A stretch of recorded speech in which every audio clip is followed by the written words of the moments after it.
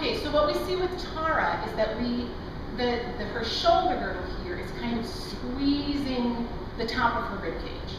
Now, whatever your voice teacher is telling you about the rib cage, the more freedom that you have with the shoulder girdle, which should be floating off the rib cage rather than pressing down into it. The more freedom that you have there, the more you can do whatever it is that your technique is requiring you to do in the rib cage. So here in this space right here, there should be a space, first of all, between the shoulder girdle and the rib cage. We're often very tight here. Our eyes are in the front of our head, so we do everything in front of us. That's why your biceps are stronger than your triceps. So we tend to shorten here, bring our arms in. If you're at the computer, you're doing something like this. In this area, it's very short and tight.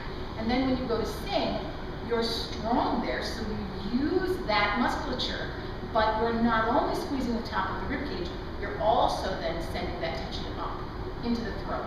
So it's very important to open up this shoulder girdle up here, and it's really not a terribly difficult thing to learn to do. So I'm just placing my thumb into that space between her shoulder girdle and her ribs. And you can feel me making that space there, yes? And then if you think of the arm coming off the back rather than off the front, so here in the lats and the trapezius muscles, you think of the energy for the arm coming through the tricep and out the pinky.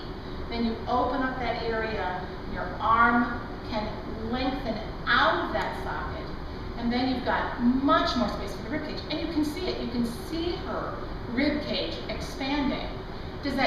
Can you feel what I'm talking about? Yes. And can you feel it in the throat, that the throat also opens up? Now go back into the old pattern and just kind of squeeze your shoulders in. Right. And you can see she's lost all that power in her rib cage. So open up again.